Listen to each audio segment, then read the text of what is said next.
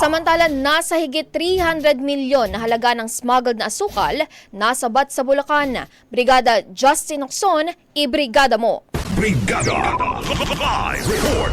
Nasamsam ng Criminal Investigation and Detection Group o CIDG sa kanilang isinagawang operasyon ang nasa 307.7 million pesos na halaga ng smuggled na asukal sa 3 bodega sa May Kawayan City, Bulacan.